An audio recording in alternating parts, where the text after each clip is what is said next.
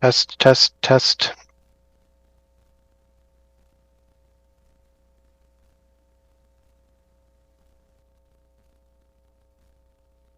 Can you hear me?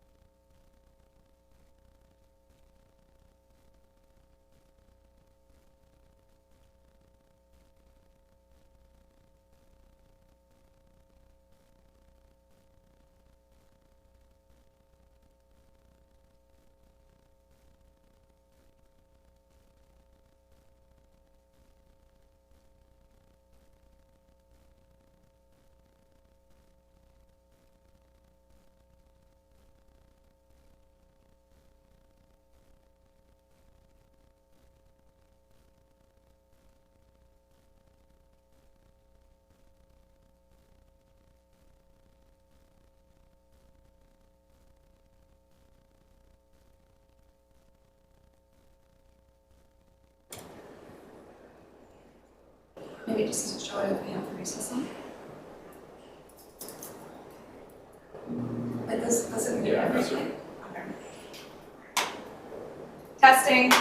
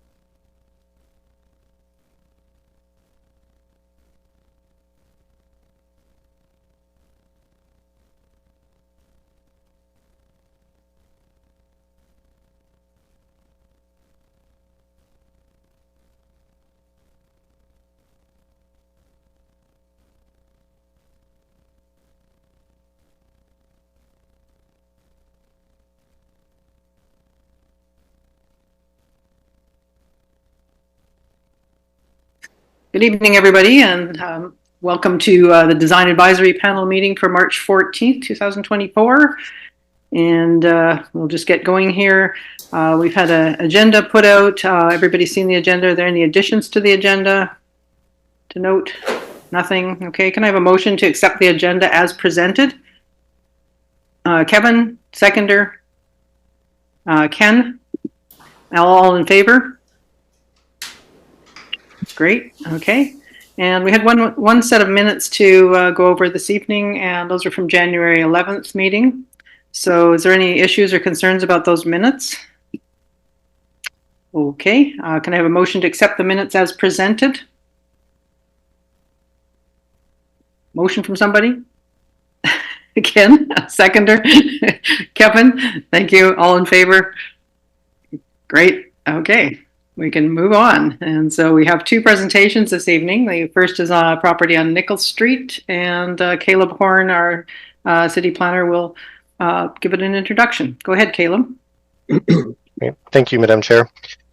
Yes, the first item on tonight's agenda is development permit 1329 at 355 Nichols Street. This is for a supportive housing development with 36 sleeping units.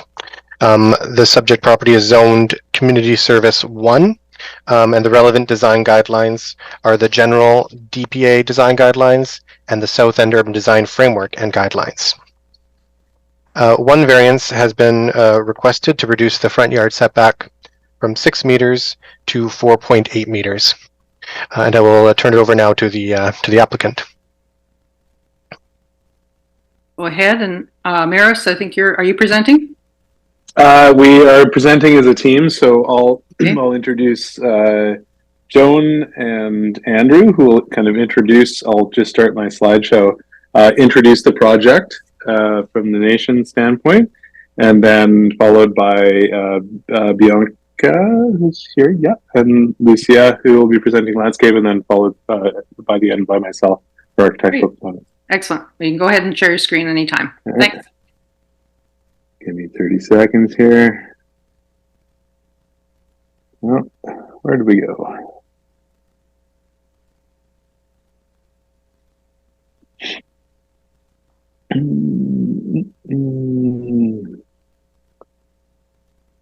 Okay, Joan, I'll let you and Andrew. Thank you. Andrew, please, could you start? Thank you, Maris. My name is Andrew Southern with Nanaimo First Nation, and I'm honored to introduce the team members behind this unique development. Tonight, presenting to you, Joan Brown, CAO of Nanaimo First Nation, Josh Joseph, Nanaimo First Nation Housing Advisor, Maris McDonald, MH Architects, Lucia Blanco, Biophilia Design Collective, and Lindsay Monk, Macola Housing Society. And now it's my honor to present Joan Brown. Thank you, everyone, for this opportunity. We're really humbled to stand in front of you to talk about this amazing project. First and foremost, I want to welcome you to Nanaimo territory and appreciate all that you do for our respective relatives within our territory.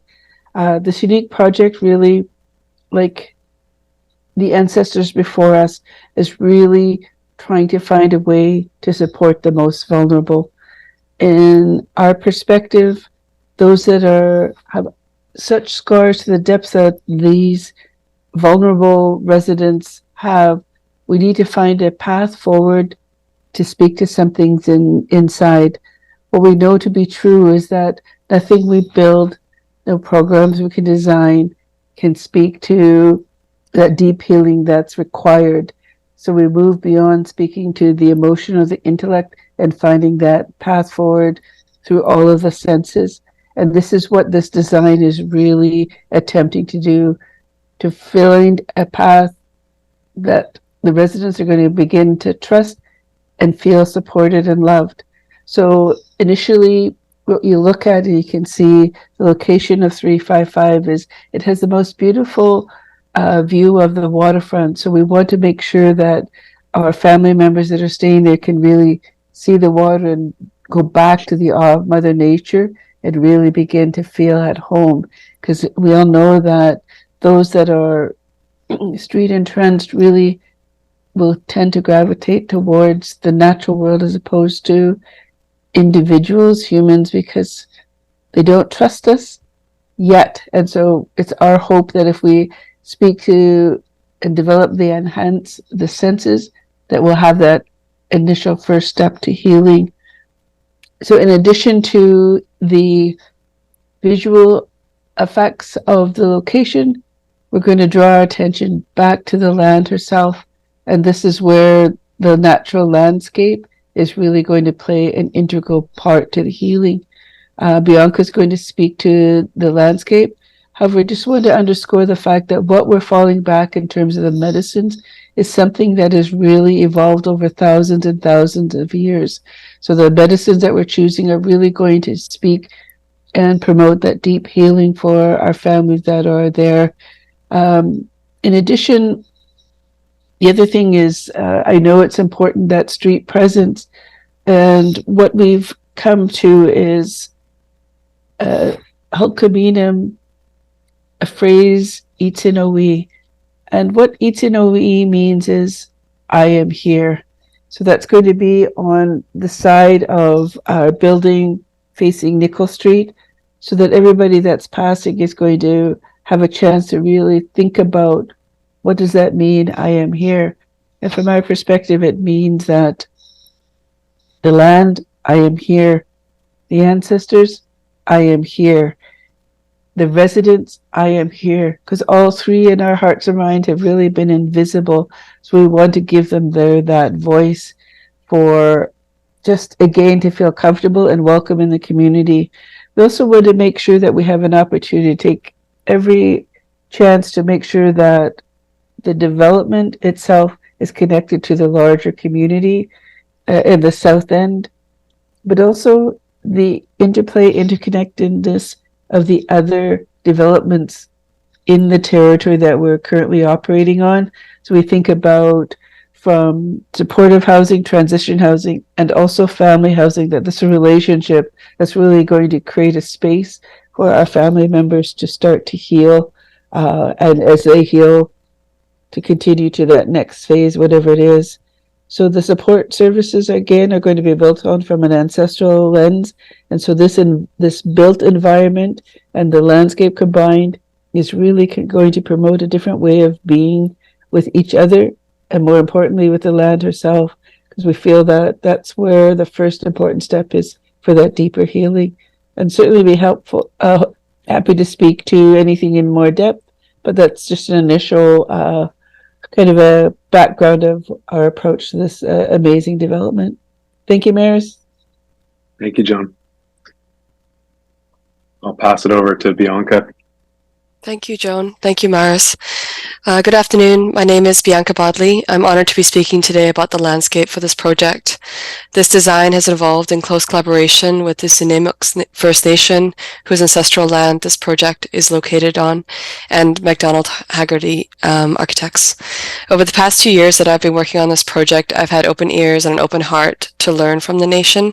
And I have to say that as a designer, my perspective has grown, and it has shaped the way I look at land and design going forward. And this proposed design has been guided by this new perspective in collaborative approach to this design. Next slide, please. I'd like to begin with a community context. As you'll see, it's located in a very urbanized location of City of Nanaimo, in which many of the original trees and landscape have been removed. And for this reason in particular, our goal is to both retain and enhance the remaining plant communities on our site and the surrounding context, and to do so in such a way to restore the land to how it would be found untouched by development, and in this manner work to heal the land.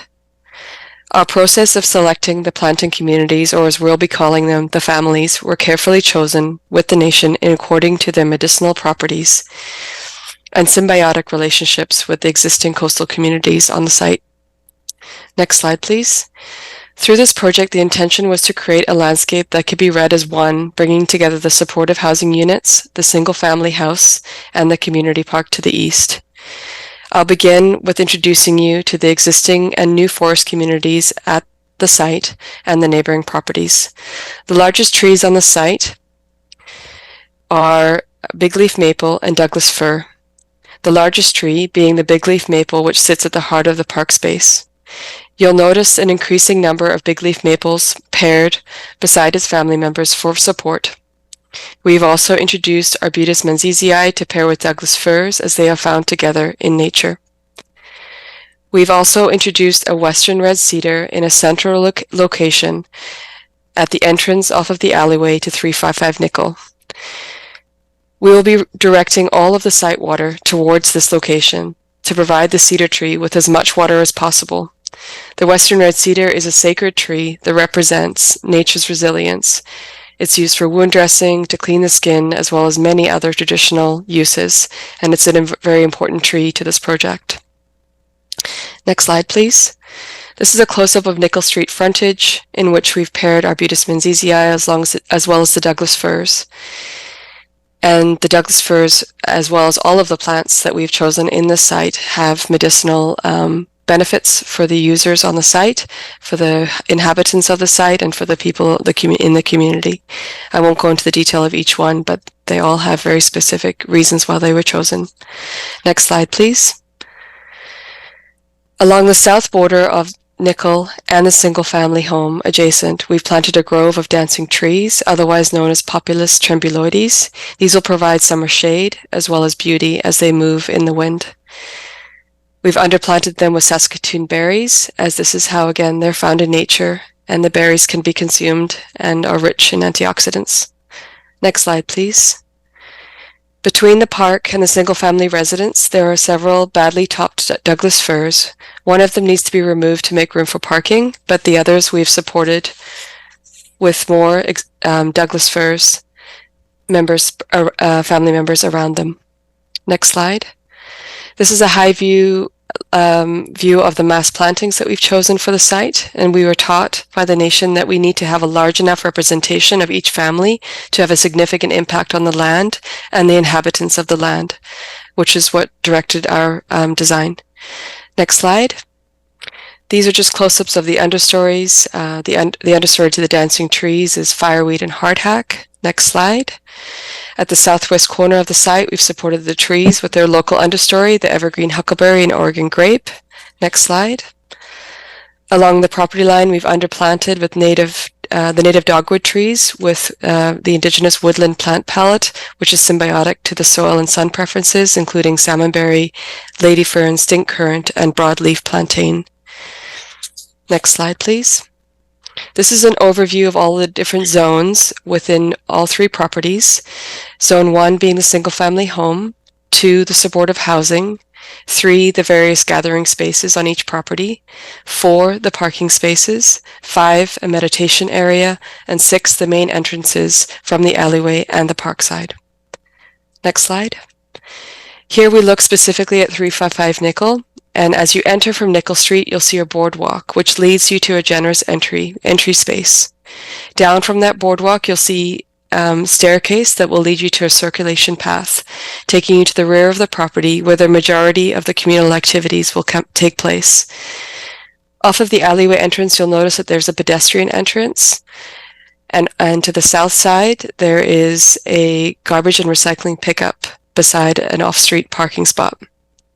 The property will be fenced in and will have significant entrance structures on both the Nickel Street and alleyway entrance.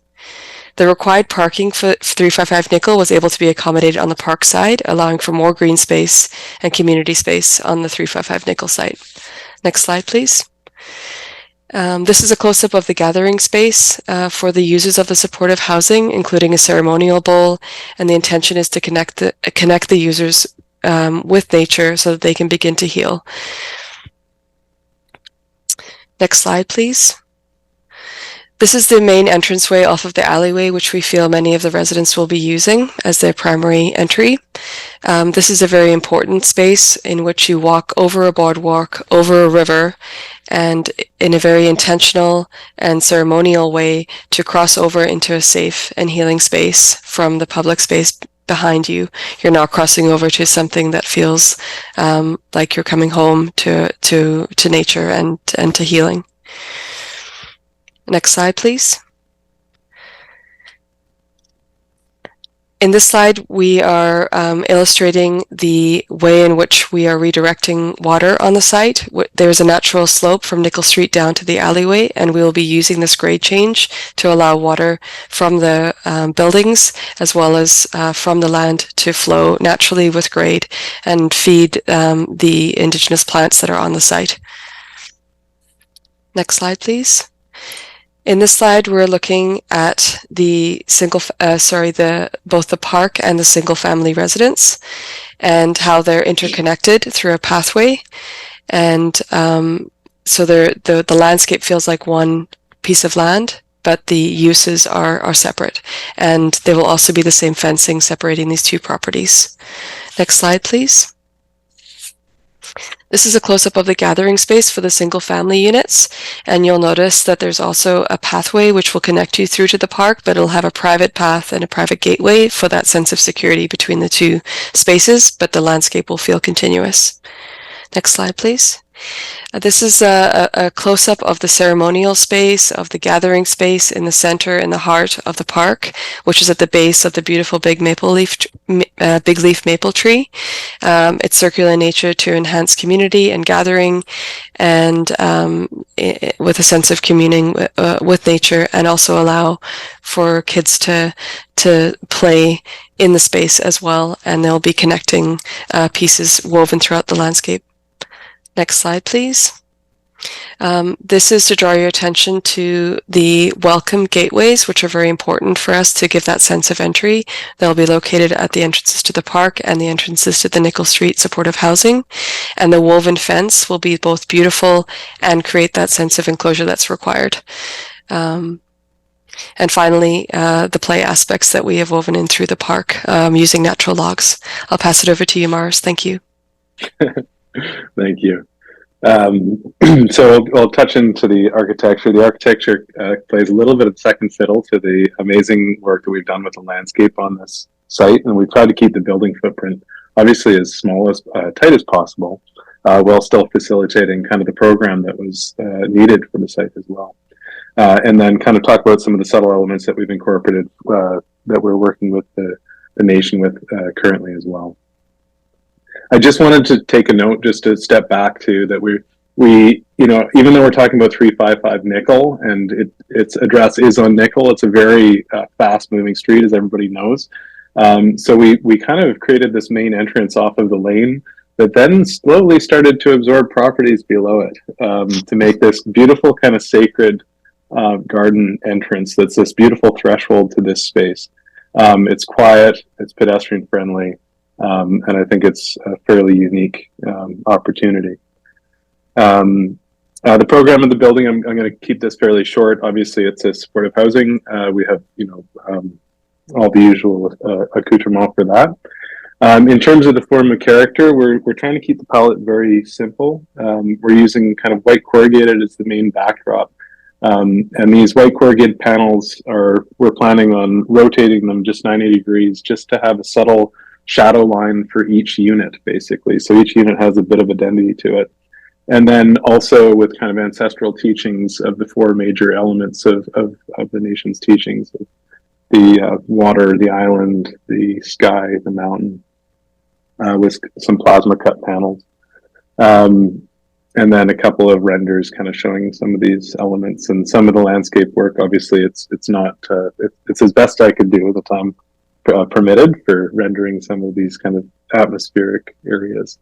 And then, of course, I'm going to butcher this, the Itsanoi sign on the edge that we're hoping to find a kind of a dark sky compliant lighting strategy for it so that it can be seen when you're traveling along at both a vehicular speed and at a pedestrian speed, so that it makes you question what that phrase means. Again, just a shot from Nickel Street as well. And then that's the end of mine. I wanted to make sure landscape had a lot of time to explain everything that we've done for this site. Joan, can I just pass it back to you just for some closing words? Thank you, Maris, and thank you, Bianca. It really is always overwhelming for us here at Snuneymuxw when we see the teaching starting to walk again, starting to live again. I mean, most of all, you can see that how the most vulnerable have really inspired us to look at the world differently. And what we're praying and hopeful for is that the residents begin to see and return back to the awe of Mother Earth.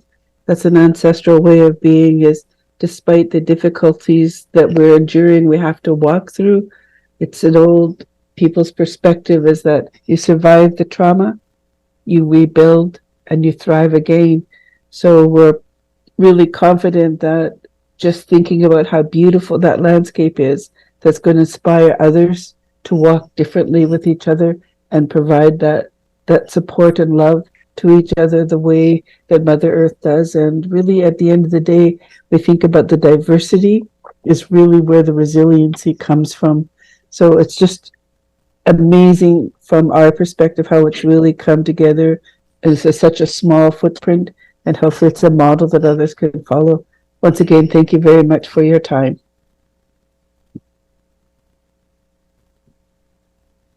Great. So if you're finished, maybe not, just stop sharing your screen. That's good. I can see everybody's faces now. So thank you for that great presentation. I think before we get going, I'm just wondering if any of the panel members have any questions for staff or any specific questions about this project they'd like to clarify before we move on to having everybody make their individual comments about it. Anybody have any questions they want to ask? No. Yeah, Jonathan, you need to put your speaker on. Yeah, can you hear me now?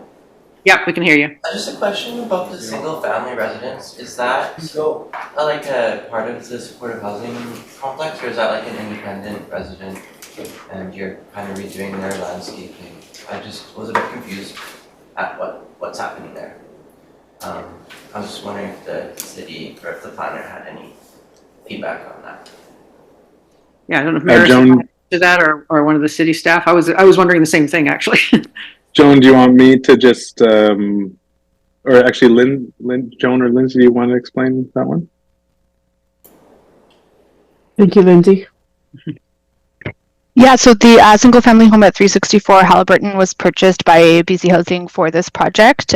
So specifically to make sure that we're meeting the parking requirements and also sort of extending that landscaped area that Bianca spoke to. So the intention is to have that single-family home just be part of the nation's housing stock. So not necessarily part of the programming occurring at the supportive housing, but definitely supporting the nation's overall housing goals. Don't hear you again, Jonathan. That's my question. What was that? Yeah, thank you. That answers my question. Yeah, that clarifies it. Thank you very much. Appreciate that. Okay, I guess I just had one question about the alleyway that maybe the staff can answer. I'm just wondering how much traffic goes on behind there, how busy it is, or if like assuming all the other different houses or people access that quite a bit. Is there a fair amount of traffic going back and forth between those two lots? Yes, thank you. It's a good question. It's a fairly unique alley in that it is one of the few, I believe, one-way alleys we have in the city. But it is something that we did secure as a condition of rezoning, is upgrades between the subject property and Farquhar Street, which is the next property to the north, to address some of those comments that we heard through the rezoning process as well. That would just be to ensure a safe pedestrian access to the front entry, or which is essentially facing the rear of the lot at the lane. But I don't have traffic numbers for usage on that lane. I don't know if we have those traffic counts. But it is a comment we did hear as well through the rezoning process. Okay, great. Thanks for the clarification. So. Let's see. Nathan, would you like to start off here this evening? Sure. Thank you, Madam Chair. Great project. Thanks for your presentation. And I particularly enjoyed Joan's discussion about senses and healing at the beginning. I think they're important for this project. The project shows very well. As Maris said, I think that the building is lagging behind the landscape aspiration and what it has achieved, and not that it the building is a great building, Maris, so don't get me wrong there. It's simple, it works well. I think there's a couple layers in here that you could add, and it's things that get into the detail. For example, the sun movement around the building, it's going to be quite different. And to have the same fenestration on the east and the west side needs some attention. And you'll understand about that if you look at the sun rotation. In those directions, you have rising sun in the morning on one side and setting sun on the other side, which creates glare. It can create solar heat gain. It can also create solar gain when you want it. And that detailing of that fenestration in subtleties, how that gets dealt with, I think would help your building in subtle articulation there. And there's a comment from the design the planning side of it about articulating these, and I don't think it's an aesthetic issue. It's a tectonic issue of how you address sun movement, and our typical strategies are taking solar heat gain and let the glazing guys solve it and let the mechanical guys solve it. But there is a way to do it architecturally, and I think your building could easily do that. Absolutely, yeah. Great, thank you.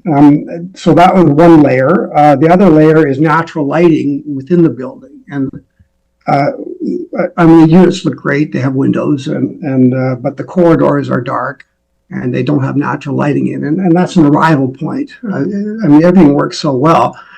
There must be a way to get natural light into those. You can certainly get them into the stairwells, and I suspect you could transfer that through the stairwell into that corridor just to create natural light in there. And it changes the mood of everybody when they arrive.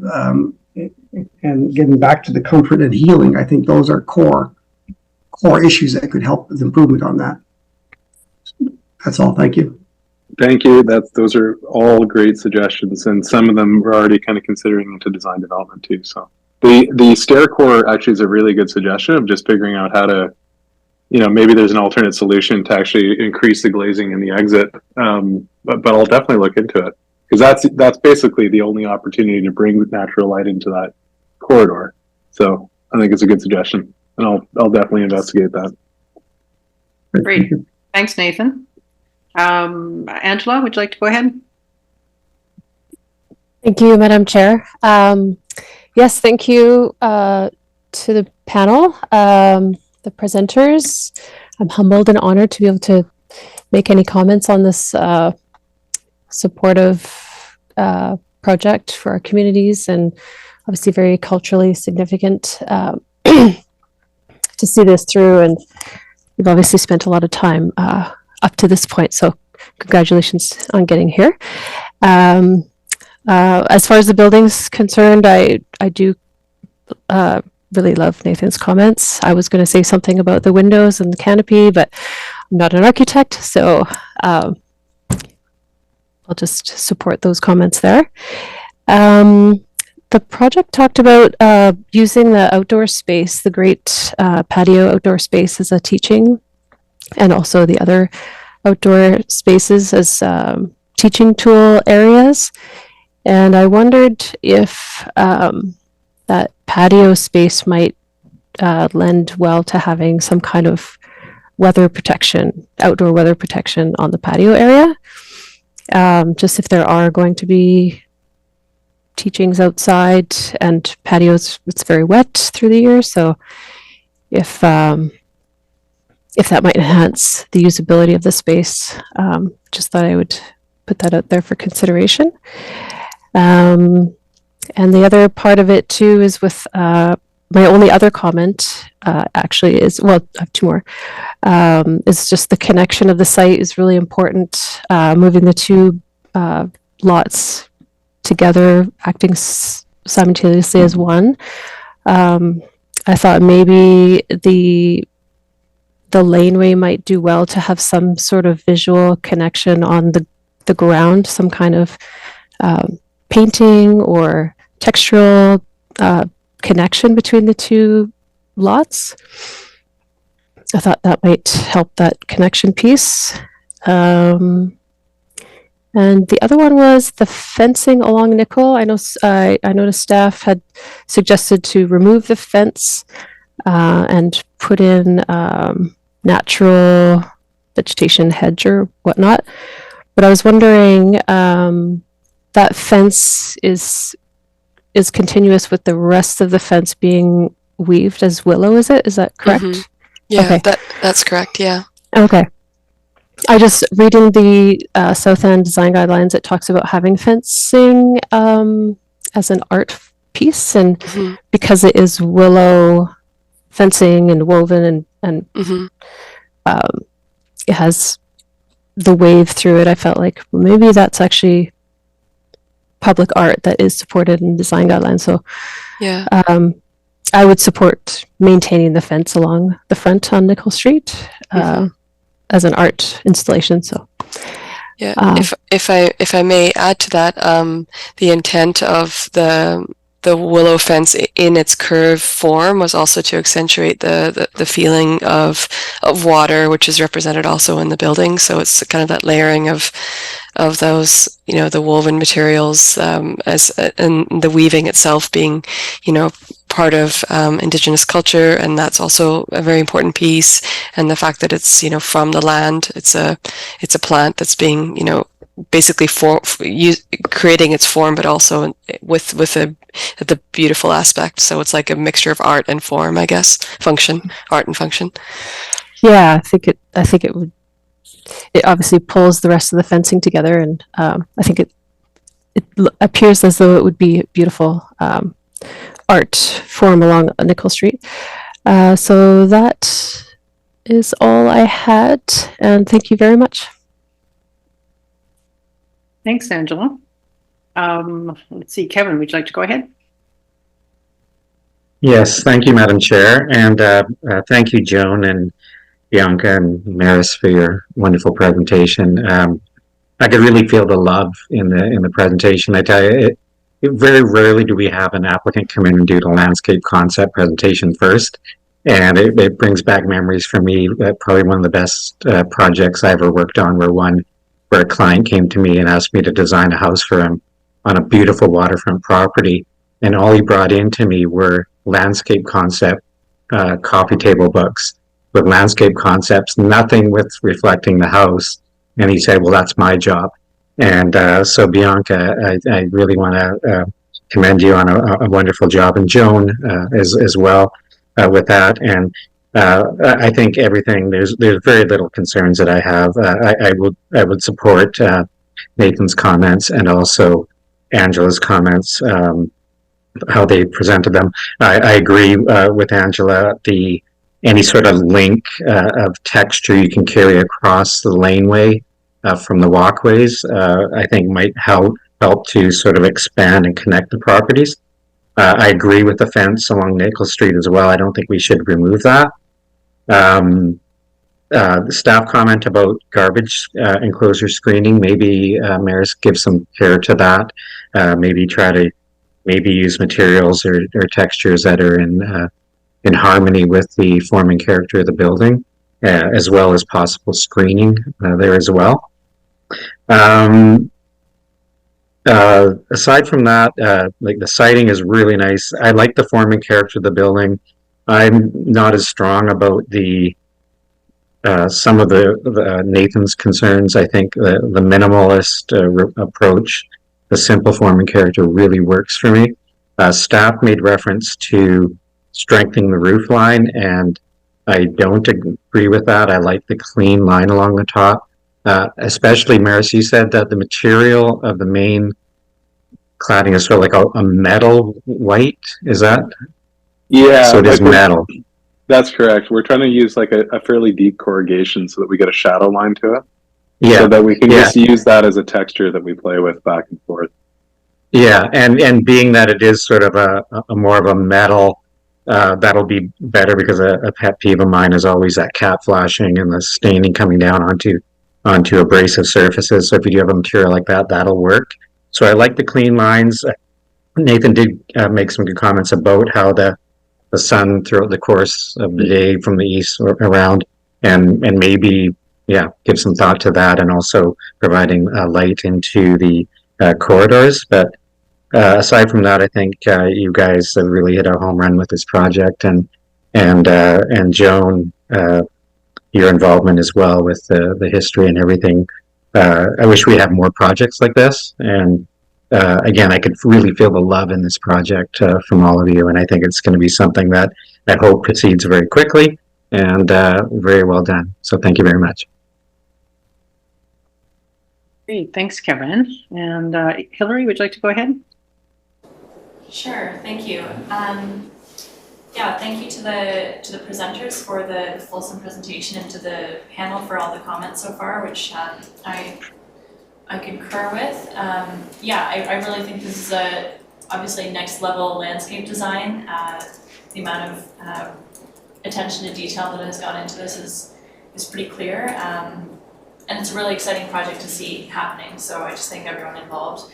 I love the incorporation of the public art and the placemaking.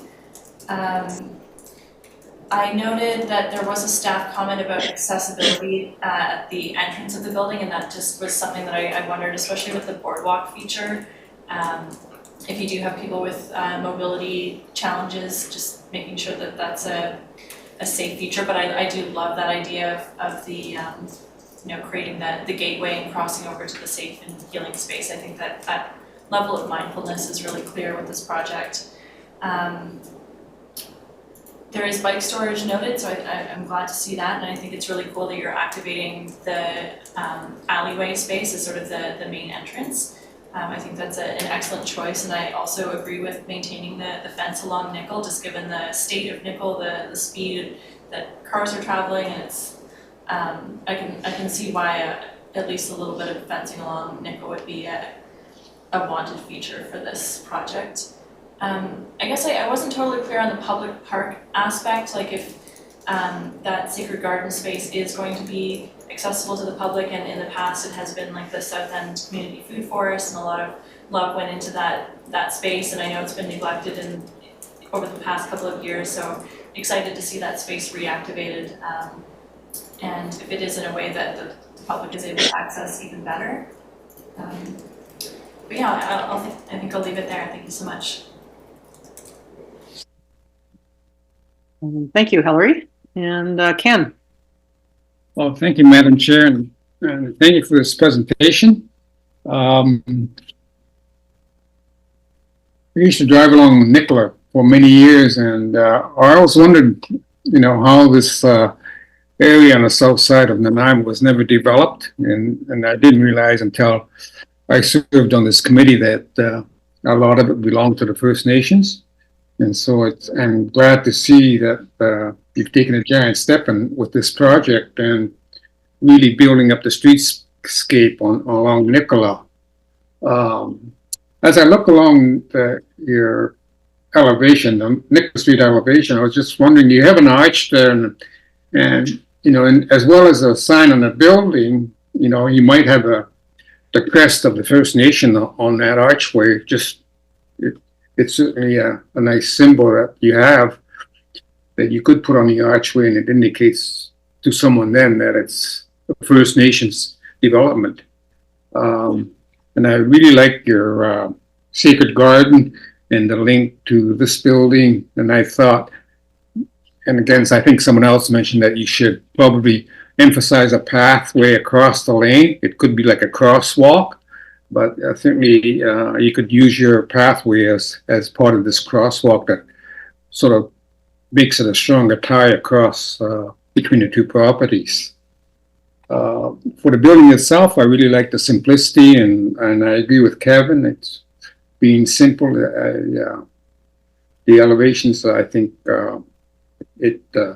being northwest or south, I'm not as bothered by the articulation that might be required to really make it really somewhat different because of the angle of the sun, or the strength of the sun. The west sun, especially the west sun, is certainly one has to be careful about, not so much the morning sun. One always wants the morning sun, I think, as much as possible. Other than that,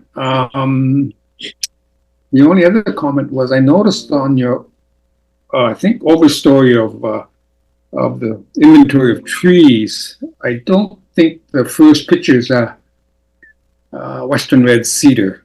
Looks more like madrona to me. But that's my only comment about the landscape. Thank you. Okay, thanks, Ken. And last but not least, I don't know, did Hector show up at all? We don't have Hector here. Okay. We've got everybody. Yeah, I've left Jonathan, who's our landscape designer, to the end, partly because you started with landscape. So I thought, well, we'll get him to comment last on there. So you can go ahead, Jonathan. All right, yeah, thank you, Madam Chair, and thank you to the presenters. Yeah, it's really great to see the Indigenous collaboration with the design and integrating their knowledge and teachings into how the landscape was designed. It's really inspiring. So yeah, the landscape seems really well thought out, very detailed. So I just have some little questions and comments. For the woven willow fence, do you know like what the height, the approximate height, I guess the question for the designer of that would be? And is it the same height all the way around, or does the height vary? The intent for the height of the fence was to have it at a 6-foot height around the park. Again, that would be something that we would collaborate with the nation and with the city as to what would be the desirable height to both work to secure the park at night, so it would be open to the public during the daytime. To answer your question, Hillary, the gates would be wide open, and then at nighttime they would be closed, so there won't be lighting in the park because the intention is for it to be closed at night. So that area there, we were intending it around 6 feet. As far as along Nickel, I feel like that could be lower, but again, I'd like to discuss that with the design team as to what's desirable, because you'll be seeing plantings in front of and behind.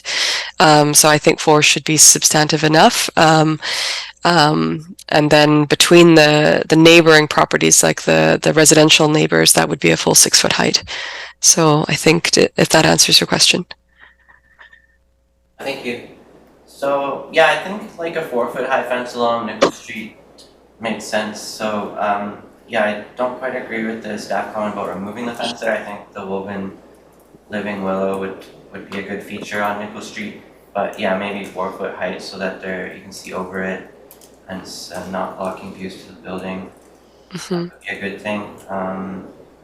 And that could be the case on Halliburton too. But yeah, you did mention the need to secure the site at night. Mm-hmm. But yeah, I'm just thinking a 6-foot fence there. You wouldn't really, from the street, you wouldn't really see much of the park. So I'm wondering if there's a way to how to make it more visually permeable. So something to consider is just having that visual permeability between the street and the park. Okay. And there was a comment from the city staff about screening the waste enclosure and the parking. So yeah, I think it could probably be done through just a vegetative buffer with reconfiguring some of the elements there. So I agree with that comment. For the, I liked Angela's comment about the laneway paving and having some sort of connection in the paving material between the two properties. And that could also serve as a nice way for any vehicles driving through there, just signal that maybe it'll encourage or kind of trigger them to stop and slow down, and they know they're driving through a space that might have more pedestrian activity than a typical laneway. Yeah, we could give it texture as well to further that. For the bike rack or bike parking, I didn't see a spec for that. But just a general comment I usually throw out there for bike racks is just the style of the bike rack, having like a row of multiple racks that each serve 2 bikes, that kind of inverted U-shaped one, or where each rack just has 2 bikes and you have several racks in a row is usually more functional and adaptable to different styles of bicycles. So yeah, just consider that when you're choosing your bike rack models for the bicycle parking. Sounds good. For the rain gardens and swales, I was wondering about what the catchment area was for that. Is it just managing water in the landscape? Is it managing water from the roof or the road or the lane? Or yeah, so what kind of water is that managing? Certainly the site water, and then Maris, the intent is for the roof water as well. Is that correct? Well, we're working with the civil and the mechanical, so we'll, not sure yet. Yeah, it's definitely not the roadway though. It's just not enough room. I guess the intent would be to use as much as we can without creating too much stormwater in the landscape. So to be determined. Okay, yeah.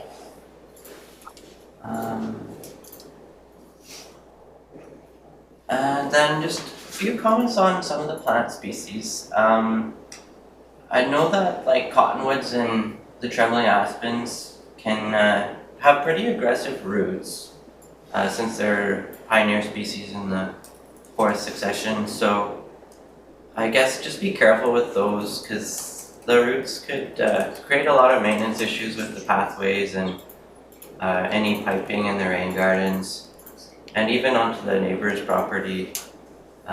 Yeah, those trees are known for having some pretty aggressive roots that spread near the surface pretty far. So just think about that and how to manage that with your design.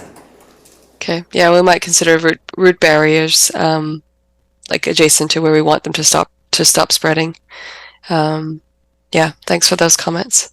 And yeah, those trees are good at getting around root barriers. So yeah, you'll just have to take extra precaution with that. And then just a note for the arbutus trees. I don't know if you've used them before in projects, but they're pretty hard to cultivate from nursery stock. So you just have to make sure with like your soil specs to yeah, work with a horticulturist that's familiar with that specific species because it needs some special attention to be successful. Yeah, we've been working with trying to reintegrate arbutus and Gary oaks, and working like as you say, with what their water requirements are and the soil requirements are, and sometimes we plant them in clusters, knowing that if you plant 2, perhaps one will survive, or you plant 3, maybe 2 will survive. So that's kind of the approach that we typically take.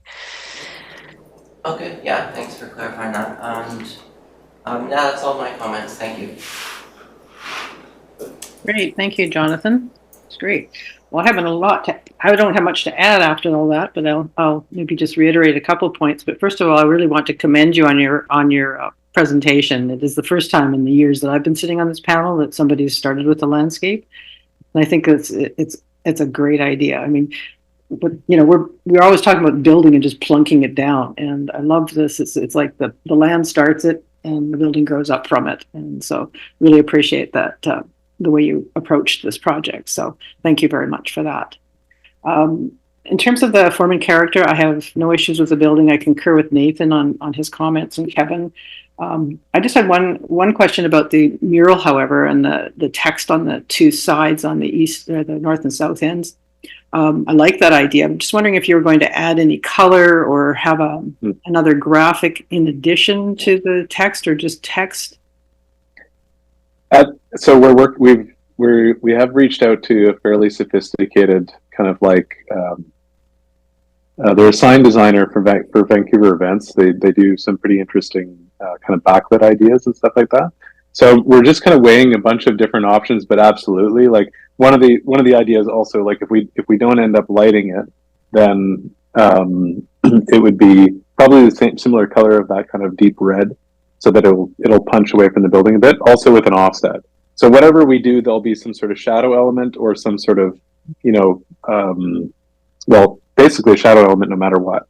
And what we want to mitigate though is obviously like if it's lit, it wants to be really subtle so that you see it, but it doesn't affect, the neighbor or something like that. So that, it's Well, and light looks great at night, but I'm thinking during Not- the day, yeah. you're not going to see it. So I'm exactly. I'm thinking on both sides of those buildings, some color or some sort of graphic to go along with it would also make it visually interesting during the day, and it could be lit at night or something. But just a thought.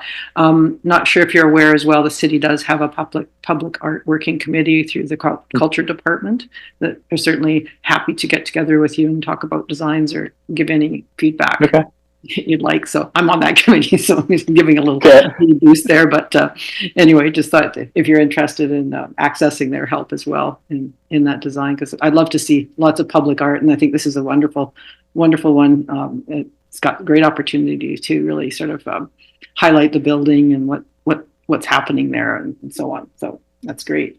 The other, I want to reiterate the laneway thing again. I think there's a good opportunity there if the traffic's not too bad, to sort of even mark off that laneway the full length of the property so that there is a kind of visual connection, not just a crosswalk, but right from one end to the other. So whether it's colored paving or something, and maybe the city would be willing to put in even some, just before that, some of those soft, those raised crosswalks, just to slow down the traffic so that you don't have anybody sort of speeding through there. Because I'm thinking you might have a lot of transit and some of your vulnerable people as well, maybe moving rather slowly across there, people coming, going, parking their car and so on. So maybe treating it more like almost like a parking lot, yet it's a laneway. So, hopefully slow people down to sort of parking lot speed when they go through there. So just it's a comment that we've heard many times tonight, and I think it's a really good one. It's interesting. This site already has kind of given some of the property to the lane before, so the lane actually constricts after this site.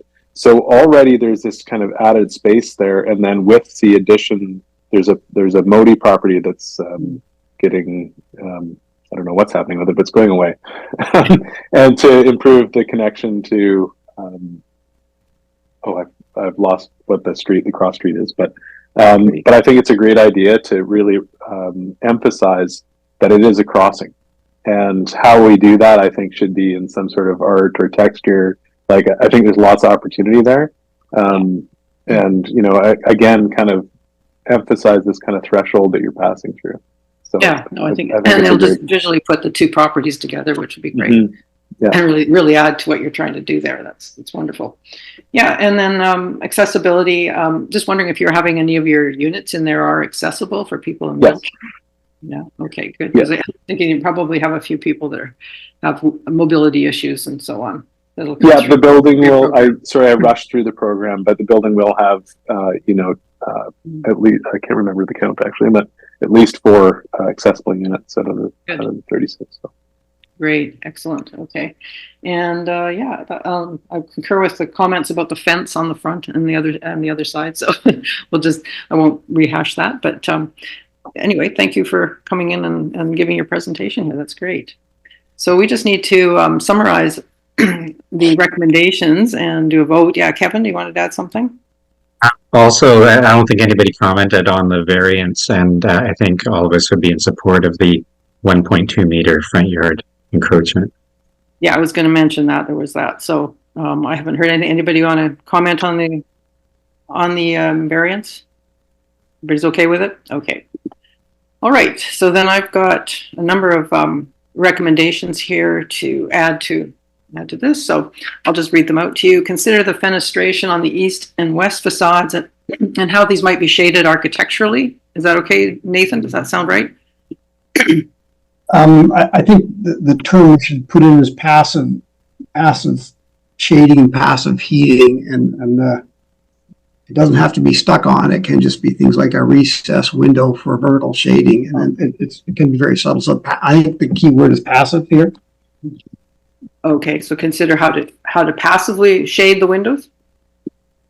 Yeah, shade the windows and allow solar gain as well. Adding passive shading and solar gain. Yes. Okay, good, thank you. If you put that in, I know exactly what And he's talking about. consider ways to enhance natural light on the interior corridors and stairways. Does that sound?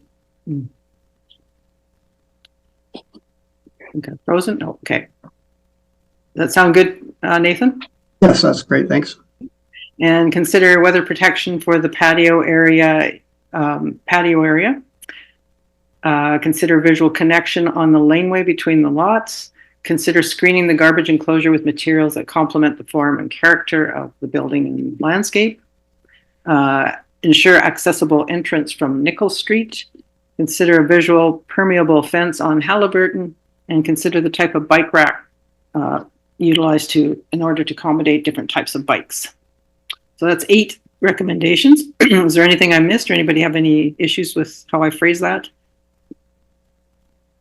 Okay, not seeing anything, and everybody's in agreement with the variance. Could I have a motion to accept the project as presented with those 8 recommendations and with support for the variance? So Kevin will make the motion, seconder, Jonathan, and all in favor? Great. Well, thank you very much, everybody, for coming in, and thank you for your presentation. So. I just have one final comment. Oh, if I sure. may. Go ahead, Joan. One thing we forgot to mention is that we're going to have a ceremonial turning of the soil. It's a spirit intent of us to turn the soil and allow her to start healing. And certainly when we have that, we'll extend an invitation to the committee here to witness and be part of it and understanding the magic of the land. So thank you. Heitzapka, Siabensiaya, Heitzapka. Great. Thank you very much. Okay. Thanks, everyone. Thank you. Okay, and so we have a second presentation this evening, and again, Caleb Horn, our city planner, will give an introduction. So go ahead, Caleb. Yes, thank you, Madam Chair. The second item on tonight's agenda is Development Permit 1332 at 1901 Northfield Road. There is a concurrent rezoning application to rezone this property from single dwelling residential R1 to medium density residential R8. The proposed development is a 4-story multifamily residential building with 35 dwelling units. And no variances have been requested at this time. Thank you. Okay, and who is presenting this evening? This is Rajesh Kumar here from Kumar Architecture. I hope you can listen me correctly. Yes, we can hear you, and you can go ahead and share your screen if you want at any time. Okay. Yeah, sure. And also I have my client Yash from Northfield Developments, and the landscape architect Bradford, and our civil engineer Thomas MS. And I will try to connect right now with the PowerPoint presentation we have.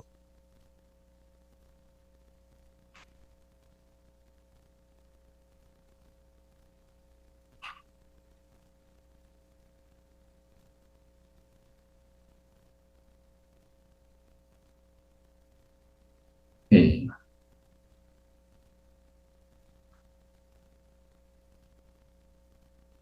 Let me know once you can see my screen.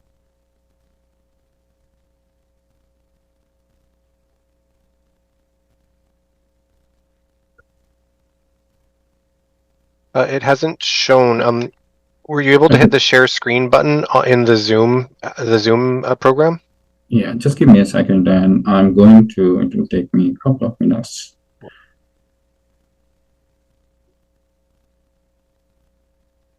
Okay. Sure. Oh, big name. We can see it now. Okay, I was wondering which screen you can see. Okay. Display swap. Okay, can you see the screen, this one where I'm moving my mouse, or a different one? Okay, here. Oh, design advisory panel presentation is what we're seeing. Yeah, we can see our mouse. Okay, let me see. I have. Okay, this is the maximum screen I can go for. I'm sorry, I have to scroll like this. My screen is showing different, but yours is showing different, I believe. Is that the one where my mouse is moving? Is that you can see? We can see that. Yeah, we've got your slides on the left-hand side, like the image of your slides as well. But yeah. Oh, okay, okay. You're not in full presentation form on what we're seeing. Okay. Now you can see that. Is that good? It's still not the full. Like we're still seeing your slides on the left-hand side of the screen. Okay, I'm not too sure how to make this thing work. It'll work. It's just smaller. That's all. You can still scroll through it that way. Okay, let's start with this thing up. First of all, thanks everyone for having us on board for this development. We are doing a 4-story 35 units development on 1901 Northfield Road, Nanaimo, BC.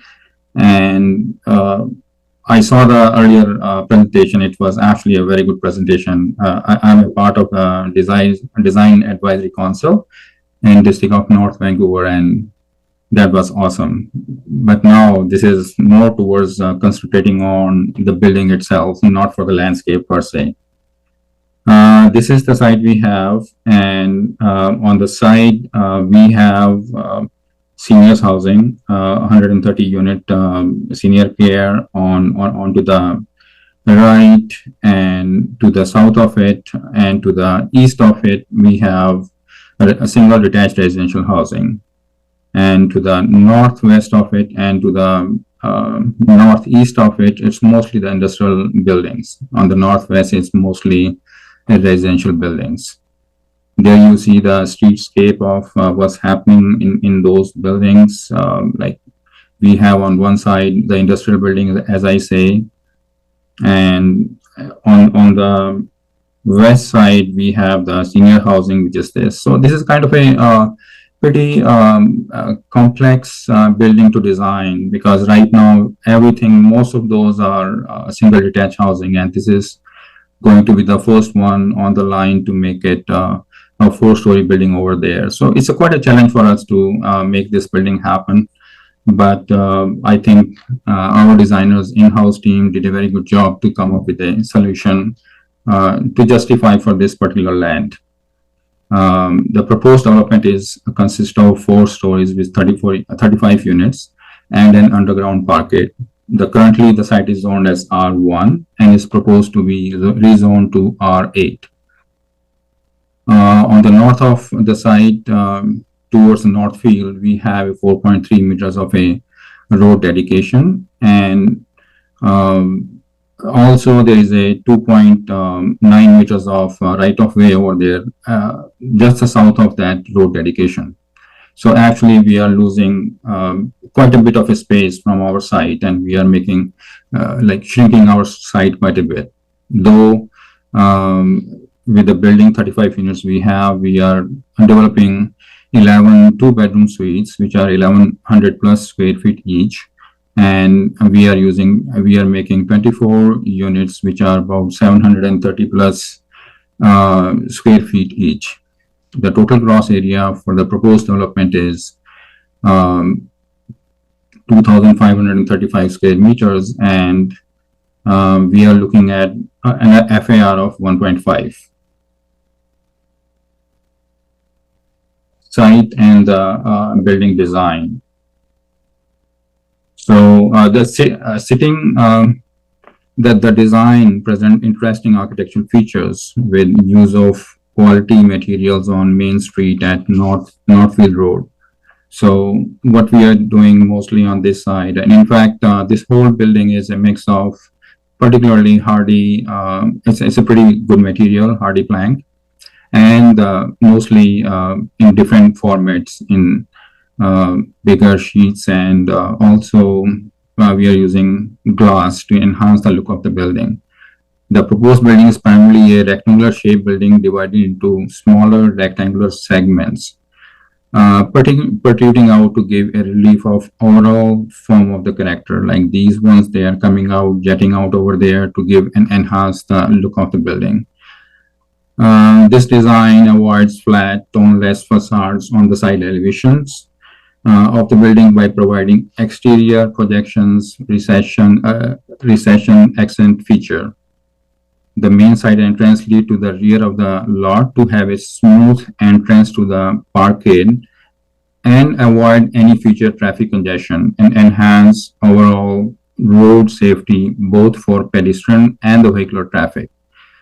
Also, we try to give a separate entrance or the connection from the main street to the building for the barrier-free entrance, as well as 1.5 meter of dedicated entrance for the pedestrians to go into the building. The building has been articulated with contrasting materials, as you can see, canopy texture, glazing to give a contemporary identity. This design incorporates prominent neighborhood characters. We are using mostly hardy plank into the design theme, exterior treatments, pattern and colors to integrate with adjacent building while uniquely stand out on its own architectural expression. We provide a community garden space at grade along to the north side of the building. That was one of the reasons why the corner unit here does not access towards the street. So this is the area we are providing for very limited social activities. And the additional amenity area is provided on an easy access on the main floor. When we go there on the main floor, I will explain you more about it. The massing of the building. The design incorporates the building forms, facade, and material selections to provide harmony in architectural expression of the streetscape.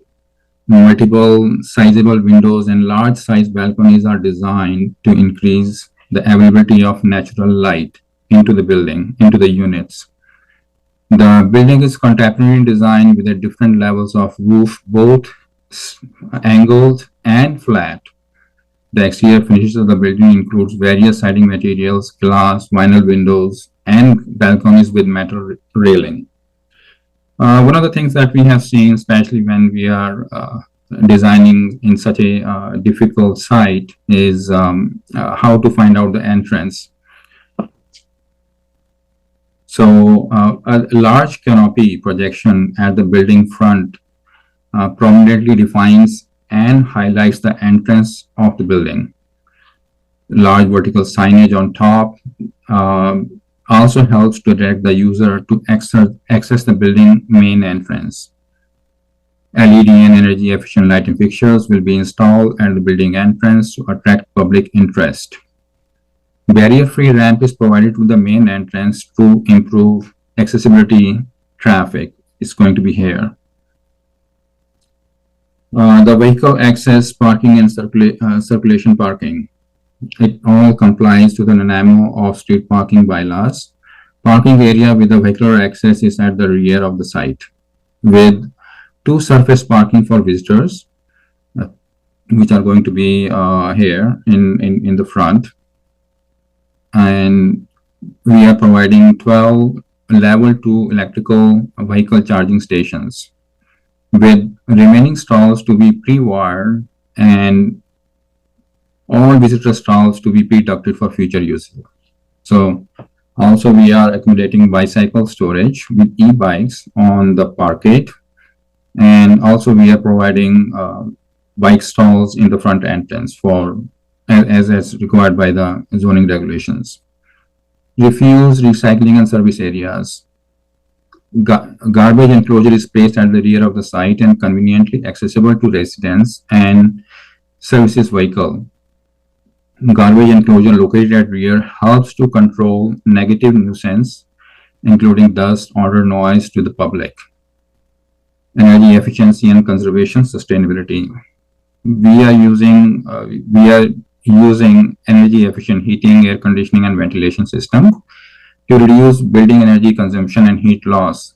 The building utilizes high quality durable materials, high energy performance doors, windows, energy efficient insulation in building assemblies, and efficient light fixtures such as LED or solar powered lights with built-in timers, photo sensors, or motion detectors selections of local and native drought-resistant plant species.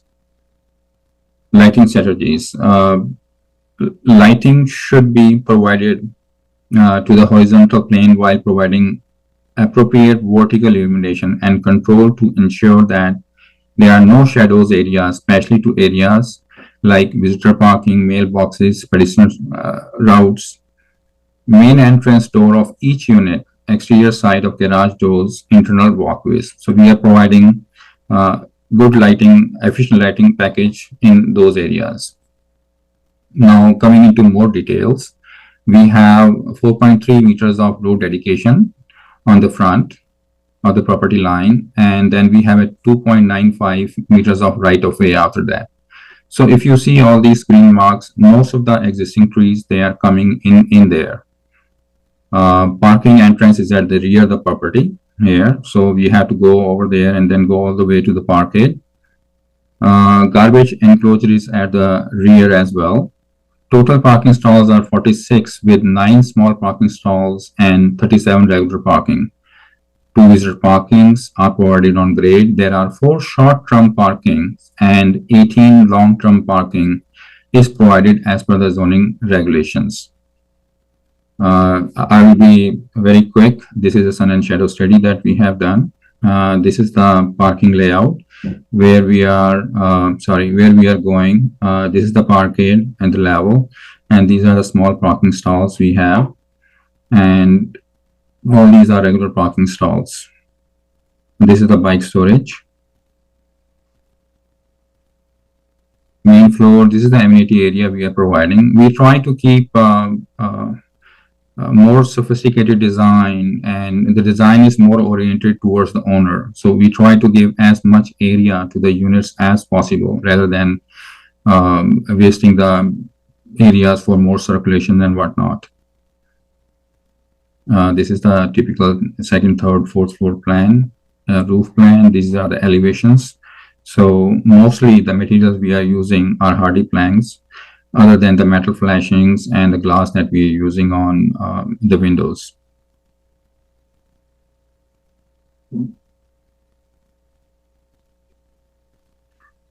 Different elevations from the different sides. Oh, sorry, I by mistake added up so many slides. And I will like our landscape architect to say some words about the landscape plan that he has done. Brad, if you are online. Yeah, can you guys hear me? Yeah, we can hear you. Yeah, great. I guess I'll try and do it with this little plan, but if we have trouble, I can share my screen too. But essentially, with this one, we have a grass boulevard on the front that has 4 significant trees that are being protected. We are removing one on the south side of the driveway because it's really right on the driveway line. We have followed the bylaw in that it's a 1-to-1 tree replacement. We have 21 trees to be removed from this property, and so we're replacing with 20. We've managed to find 21 space for 21 new trees, as well as the development. And we have some interesting features. We have slightly elevated front entry plaza, I guess, that would be special paving and is accessed by stairs up and a rampway. You can see that at the street edge we have a box planter with signature fragrant plantings to really highlight that entrance location with some signage probably on the front of it. And then we have another landscape area that kind of separates the main entrance plaza from the private patios. And in there, we're proposing a signature Japanese snowbell tree. And that is visible from when you drive in, but also it's visible from the windows of the amenity room looking out at it. So it's a special little planting area. The patios facing the south side have a solid fence on top of a retaining wall, and so they have good privacy. We have a fence along the south property line and a narrow strip of planting which is not ideal, but I'm proposing to use a row of Carl Forster grasses, which are very tall, upright, graceful grass plantings and could look, I think, very exciting as you drive in, as they'll have motion and interest. At the end of the driveway before it turns to the underground, we have the garbage enclosures, and backing that up are some existing coniferous trees down there that are being protected on the adjacent property, and we have room for one larger deciduous canopy tree to kind of buffer that area as well. We have a planting that's between the building exit and the ramp. So as the parkade ramp drops down, the planter wall gets taller, and we have 5 trees down here in that location to separate the building from the traffic coming in and out of the parkade. In the corner is where we have a little bit more landscape, and we have room for one more large tree, and then I bounded the site on the north side with columnar golden beech trees, which are a narrow profile that can take that shade condition and also provide a very vibrant light yellow color foliage even late into the season, and that kind of tree also holds its leaves longer into the winter, and so it provides some nice buffering between the large parking lot on that side and the residents on that side of the building. And then 3 more small trees on the front face near the hydro kiosk, which I don't know if we mentioned, but we have an electric hydro kiosk at the up at the corner of the front there, and that of course dictated a lot of how we were able to do the landscaping. But generally, that in a nutshell is what we're proposing. Thank you, Brad. And with that, we are going to end the presentation and ready to receive the comments. Great, thank you. And okay, so maybe you can stop sharing your screen, and then I can see everybody's faces. Okay, stop share. Yeah, there we are. Thank you. Okay, so since we left Jonathan to last time, maybe we can have a comment on the landscape to start with this time around, Jonathan, if you'd like. All right. Sorry, I forgot to ask if there's any questions of staff before we go ahead. Anybody have any questions? No? Okay, go ahead, Jonathan, sorry. All right, yeah, thank you for the presentation.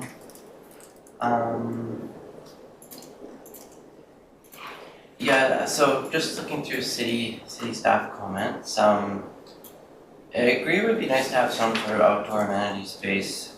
There's not a lot of room on the site, but a couple benches somewhere might even help, or if something can be done on the rooftop.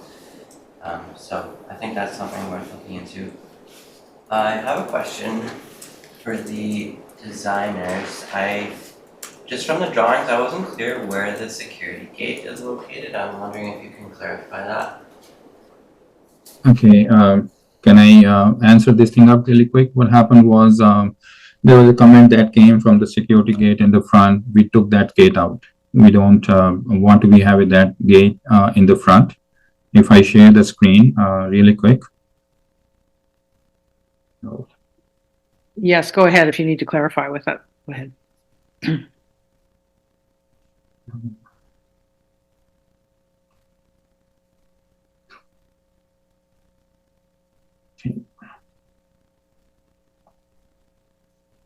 Okay, can you see my screen, please?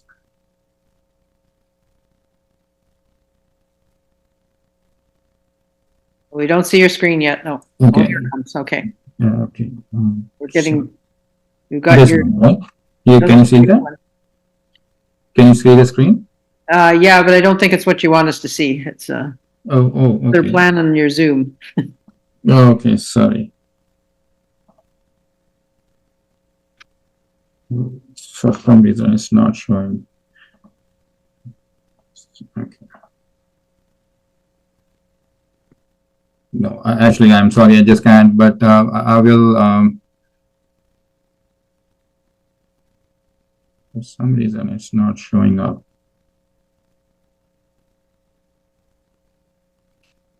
Okay, so that's the one.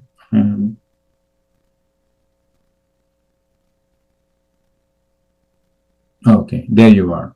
Can you see it? Yes, now I can.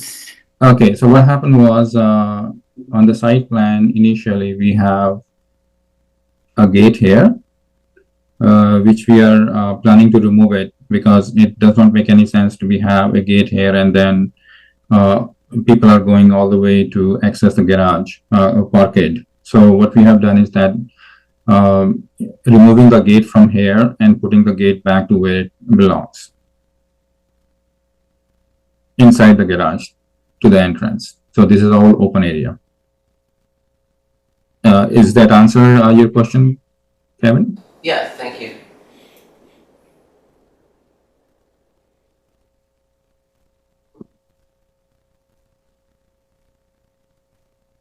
And yeah, there was a city staff comment about the patios next to the drive aisle and if there's a way to provide some planting or planters with those. And I think that's something to consider just to help soften that transition. Yeah, so just a lot of hardscape on that part of the site. Sure. And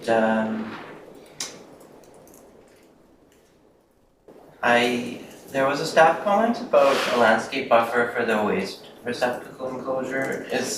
But I think, is there a perimeter fence that's screening that from the south and the east side? So yeah, we have a perimeter fence on 3 sides, basically, the south, the north, and west.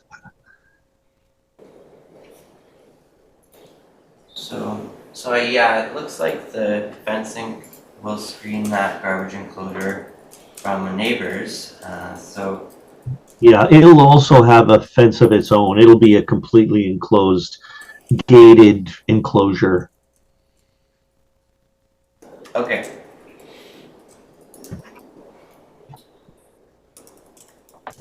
And, yeah, other than that, the landscape, the species selection all looks pretty well thought out, so good work there. Just a note for at least in the drawing package we received, the plant list was really pixelated and hard to read. The rest of the drawing was really clear. Just something about the plant list was really difficult to read, so just something to watch out for in the future. Okay. I was able to sort of make out what they meant, but yeah. And then, yeah, the bike parking, I looked up the rack you chose and it's one of the ones that's adaptable to different styles of bikes, so good work there. Thank you for remembering my comments from the past. Yeah, I'll just leave it at that for my comments. Thank you. Great, thanks, Jonathan. Kevin? Yeah, thank you, Madam Chair, and thank you for your presentation, Kumar.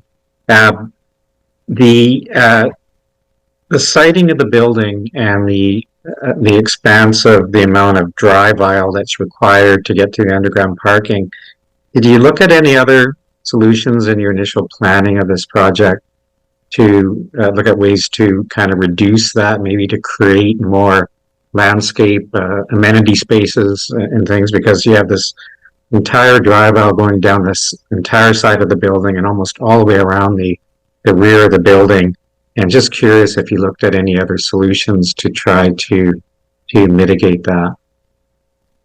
That's a very good question, and in fact, we brainstormed quite a lot to come on to this conclusion that what we want.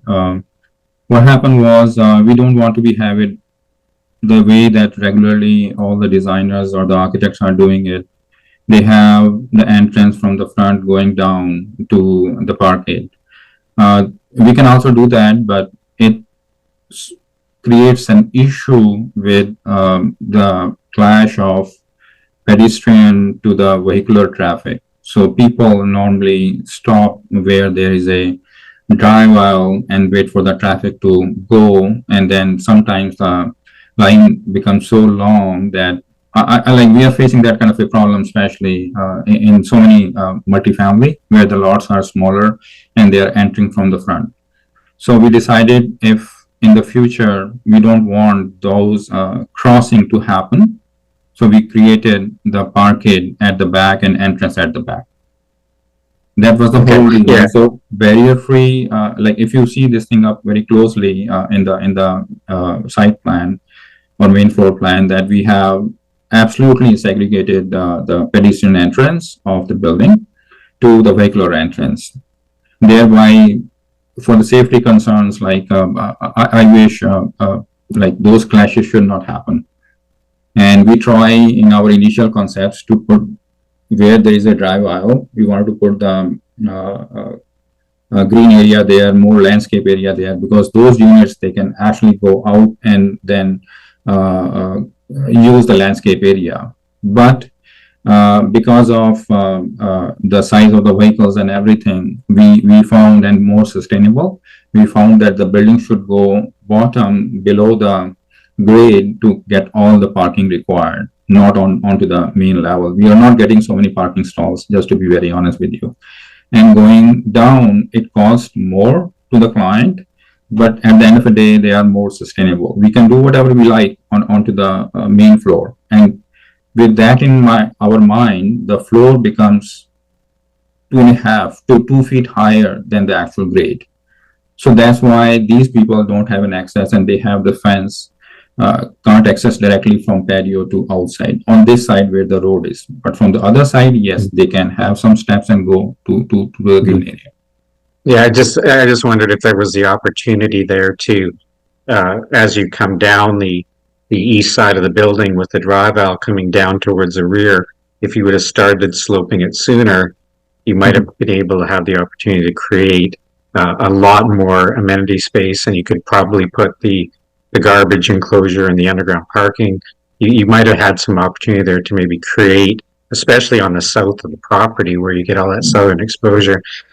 You could have the opportunity to do something with that. I won't harp further on it, but I will say that unless somebody else agrees with that, to maybe look at the siting of the building, I'll just leave it. But if somebody else jumps in there and wants to continue further with it, they can.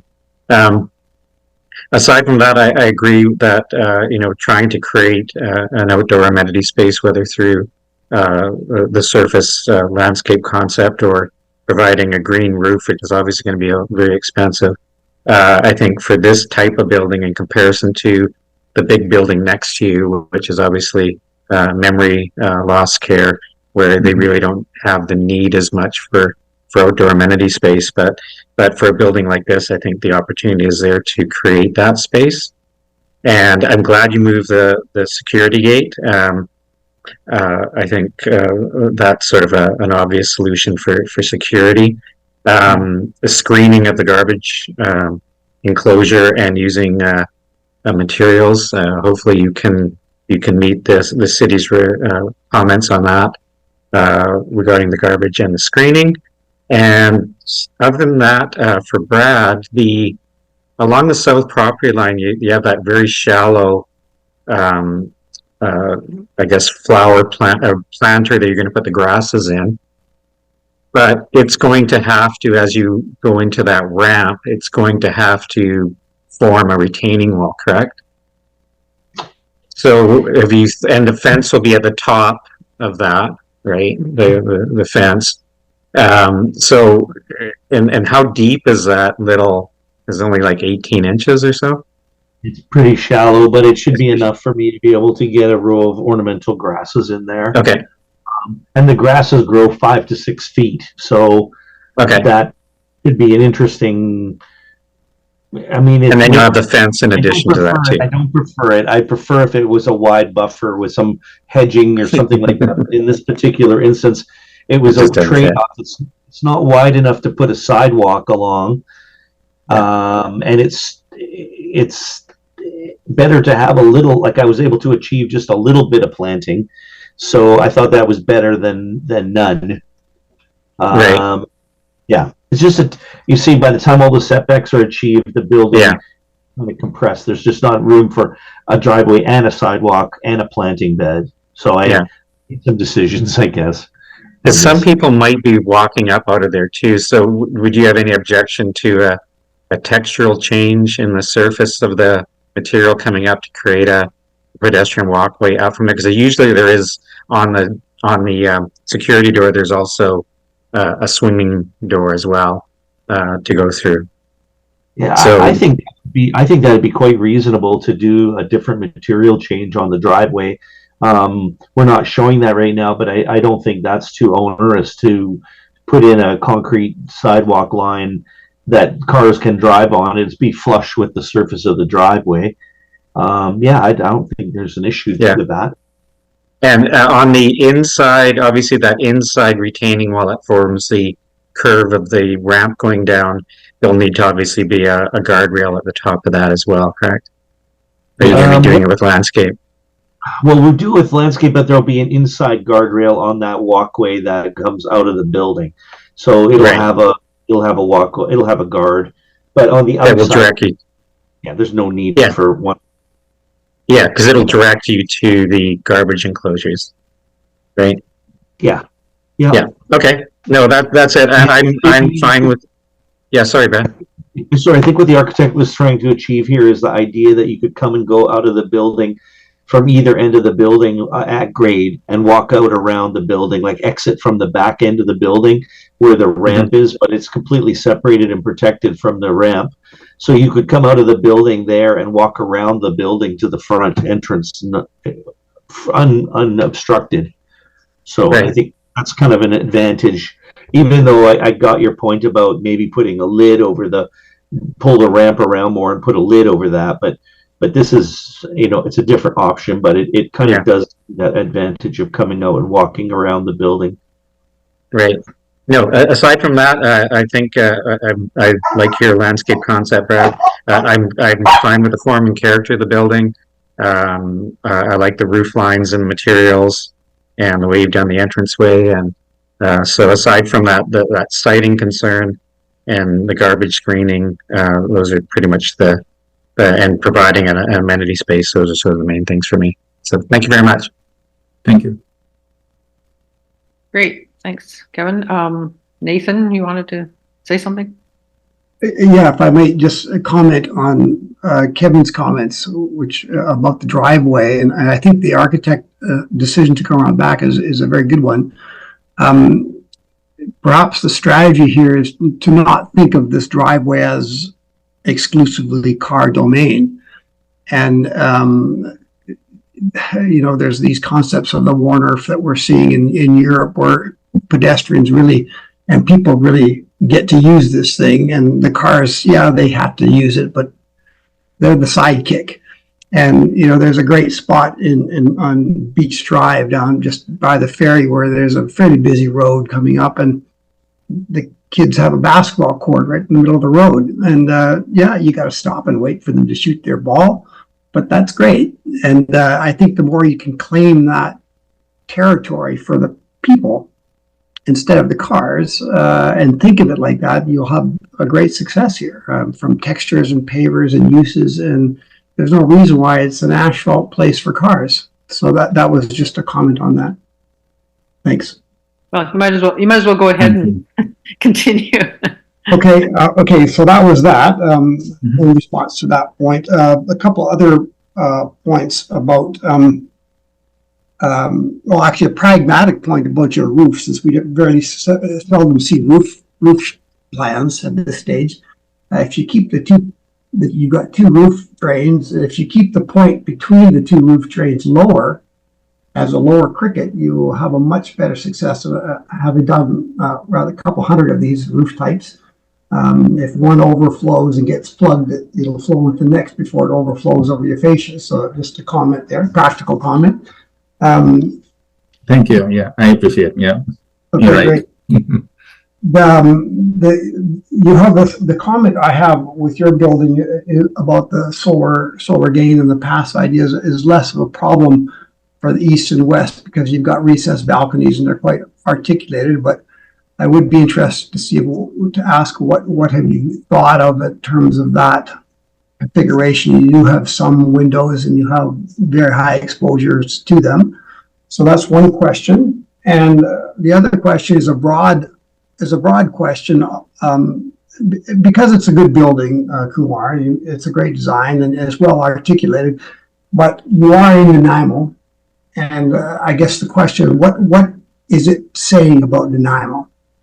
I see, we've done buildings like this in North Vancouver, as you say, I'm sure you have, and there should be something that you can tell us. I mean, the great example was the previous project that is just all about this place, and perhaps you could comment on that. Thank you so much. They are really very valid questions. I appreciate that. So what happens is it was a very difficult building to design initially because there is no context, and we are building up something which is way taller than the single detached housing, and to the west of it, it's a seniors housing. So it was quite a challenge that we have to build up our building in there. So what we thought was that why not we do some design iterations where we don't want to build up something regular, but something that drives other people to come and live into a space and have a feel of, hey, I'm in downtown Vancouver. Hey, I'm in a place where it's more converted to more contemporary style. Okay, so the whole idea is that we want to go away with that, we want to come up with something more contemporary, and that's what we came up with this building. And we did not end up ourselves there, but instead we want to see something as in mountains or something like that. So though it's mostly a flat building, but again, it comes out to be some sort of a sloped angle where we want to give some kind of a meaningful thought onto the entrance. And initially, we put so much of a glass over there, then we thought maybe this is not the place to put so much of a glass in there, but instead let's put something less glass, but more kind of a slope, a mountain theme, so a kind of a view where we can relate something to the context. And to the west of our building, it's mostly just to be, it's low building, so it doesn't highlight it that much, but this is a kind of a thing that we want. Eventually, the Nanaimo should look more or less similar buildings like this in the future to come. That was the whole idea that, okay, why don't we are the first one to be a part of that that kind of a place where we are taking everybody to have something more useful to the owners. Again, now I'm changing the topic. That was the exterior I was talking about, but for the owners, we want to give them something more nicer and good, 1,100 square feet for a 2-bedroom suite. I wish I can go over there and live, here, even 750 square feet, it, in the downtown here, everybody 700 plus, it's 2-bedroom suites. And there we are talking about 1,100 square feet for 2-bedroom suites. So the inner quality and the outside, we want both to get in a single package for them. So I'm not too sure whether I'm be able to answer your question. Is that okay? Yeah, I think you responded with a functional, modern response. And I guess what I'm looking for, which is adequate, and I agree, it's a precedent setter and it's modern. I think what I'm looking for is some abstraction here in terms of metaphor or ideas, and maybe just to close that topic is perhaps look at the design guidelines.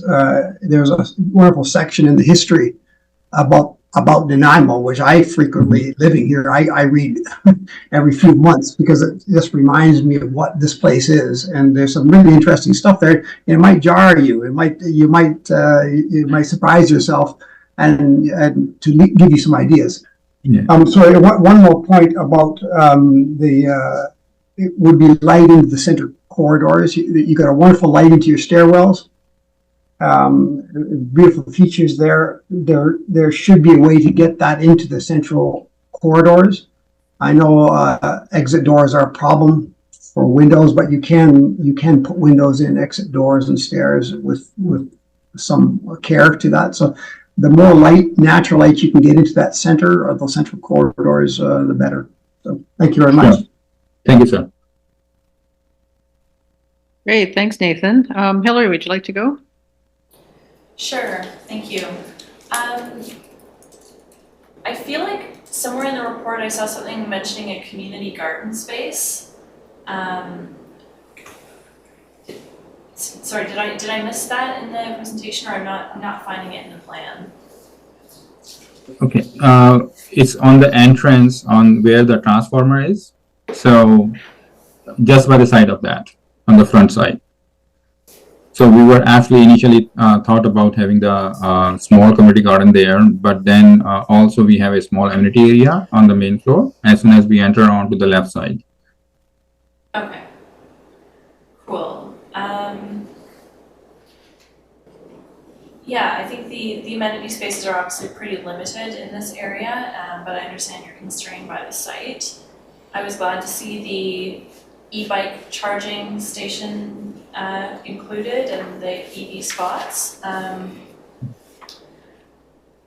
do note that it says that 40% of the units are adaptable units. They are, yeah. Are those all ground floor units, and is that a mix of 1 and 2 bedroom adaptable units? And there's a mix of 1 and 2 bedroom suites, and it's on all floors. Okay, interesting.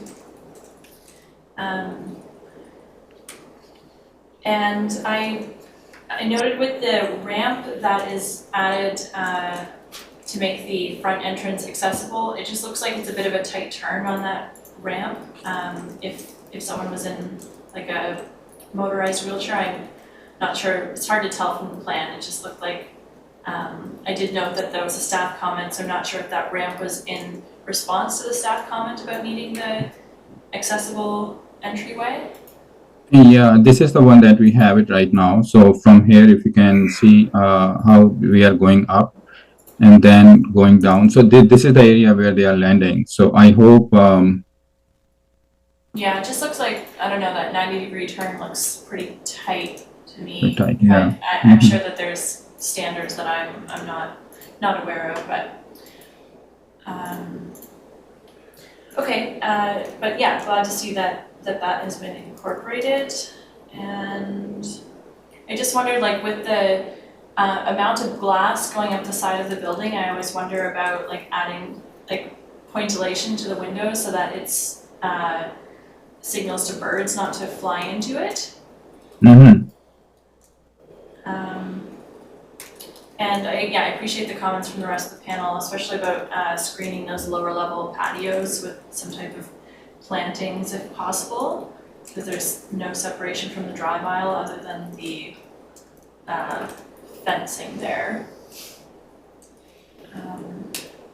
I do think it's curious, like, why not do just like a level entrance? Like, you've got a lot of stairs happening, and it feels like unnecessarily complicated to enter the building.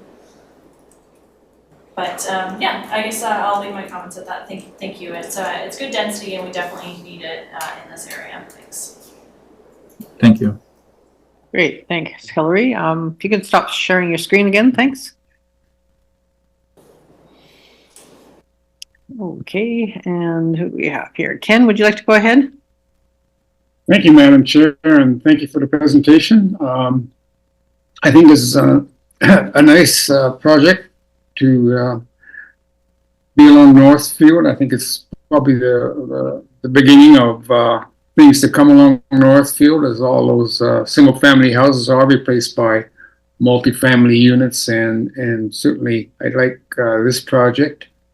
I don't have any other comments other than from Kevin and Nathan, who were commenting about the access, and I also considered, like Kevin, was there another way of accessing the parking, increasing the green space? But I can also see the reasoning why they did it the way they did. The only comment I had was, when I look at the perspective, I look at the first one, and the dark walls seem to be a lighter tone, and it seems to be more appealing to me than sort of the bottom right. which has the darker panels, and everything seems to be black and white and not as soft as the one on the top left, which I don't know whether it was just the way you selected the colors for the perspective, but I certainly prefer the lighter tone of the dark panels. Other than that, I don't have any other comments. Other than that, I always wonder why architects like to put their signage put their words vertically. Rather than, it's not like Japanese or Chinese where you can write vertically. You always have to crank your neck to read the sign. I find that really disturbing why architects want to do that. Architectural affectation, Ken. Yeah, I don't know. I mean, short words are fine, but I've seen words like ambulatory written vertically like that, and it's really hard on the neck. That's it. Thank you so much. Yeah. Angela? Thank you, Madam Chair. Thank you for the presentation. Definitely like a very important housing project for this area and for singles and young families. I like the form and massing of the building itself. Nice visual interest. And I generally concur with staff's comments.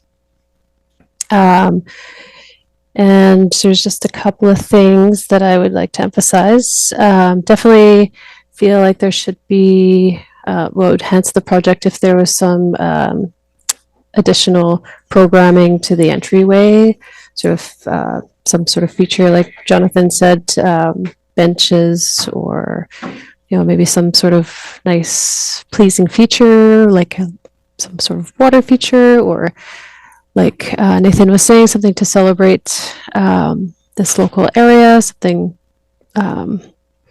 natural to celebrate the, you know, the mountains or a beautiful waterfront location. So something like that to consider. Just the other main thing that I feel like this project could benefit the existing neighborhood. It will be quite some time before other buildings like this join in. And so in the meantime, it has to collaborate with the other single family homes along the street. And then of course the care home where there's a lot of pedestrian action, level entry. And I just feel like this project could benefit to having more street presence with connection to those lower units all around the building. I know it's a little bit awkward if you're trying to keep the units on the west side enclosed in balconies for maybe safety reasons or whatever, but I feel like it's actually like a nice feature to be able to access and egress from your building on the ground. So if you had direct access into the units all around the building, I think you could potentially put a pathway in and have some connection along the west into the front to the north part of the building, and maybe add that patio for that unit at the front and create some pedestrian action there. And then that moves into the amenity space, of course. So I do concur with staff about considering a rooftop deck. I think obviously it does add cost, but if you were to potentially maybe take away the interior amenity space, create some floor space there and push a rooftop deck to the top, and maybe it's a covered space where it has views all around. You have a great mountain view and ocean view probably from there. And it would probably increase the value to all the units if they have this beautiful little barbecue area up at the top, or they have this great view. And then it and then you've got more accessibility around the building and connection to the street. So with that, I would like to concur with the idea of putting the planters, Jonathan's comments on the other side, where there's the wooden patio area to soften that up, and to add to the connection to the street. I don't know how you could do it, but it would be great since there's people accessing the rear and exiting from the rear of the building. If those people in those units could also access and egress from their patios right there. I don't know how you could do it, if you could create a little pathway for the people to access to the front, like a little walkway along the top of the concrete retaining wall. I'm not sure, it's a little bit awkward, but anyway, that general sentiment that it would be nice to have those units accessible along with the other ones. So those are my comments. Thank you. Yeah, thank you. Yeah, thanks, Angela. Thanks, Angela. Yeah, okay. First of all, I'd like to say it's great to see some more projects for this street. I think eventually it'll sort of gravitate to more residential, and you're one of the first buildings along there. So, I mean, that's a challenge. You've got a small property. You've got it's a busy street that you're entering and exiting off of. So I understand the challenges. But I think what I'm hearing here tonight in all the comments is that there's some real awkwardness with the way the building's planned with the drive aisle and so on. You've got patios sort of, facing a drive aisle. It's rather odd. The entrance looks really awkward with too many steps and a very sharp ramp. So I think there's like you mentioned at the very beginning, Kumar, that the landscape was sort of secondary in this project, unlike the other one where the landscape was sort of foremost. And I think that's unfortunate because I think what's happening is it's not a very people-centered building until you get inside. Like you give people space and yeah, it's great and there's accessible units, but it'd be really nice if there's a way that you could make the flow in and out of the building and around the building more people-centric as opposed to car. And I think, Kevin pointed out with the driveway, and I understand the challenges. I'm just sort of trying to point out that I think if there's a way you can do that, and maybe Nathan gave you a little clue to that maybe there's ways that you can make that drive aisle more of both a people place first and car place second. I'm not sure how you do that, but if there's ways that space can be used in several ways.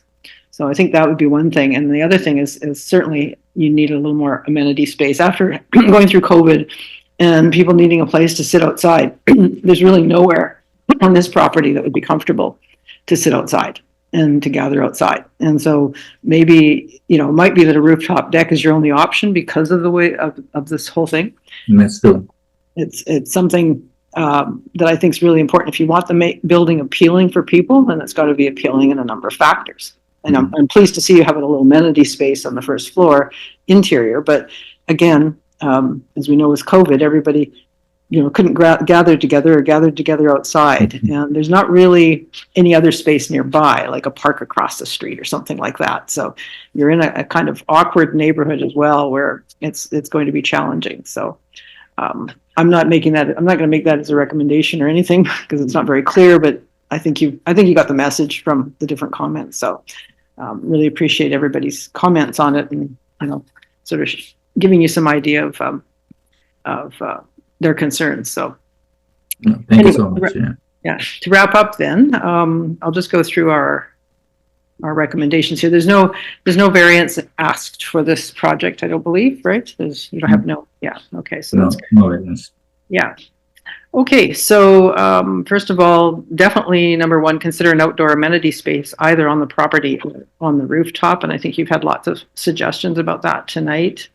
Consider ways to add planting between the patio along the driveways to sort of divide the driveway, the patios and driveway.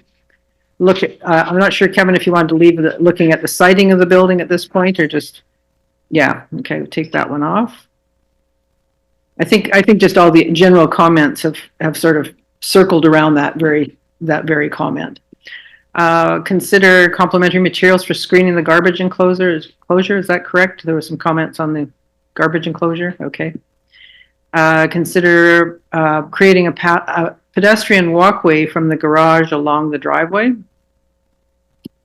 So I don't know if you want to do that, or just say make the driveway more pedestrian friendly.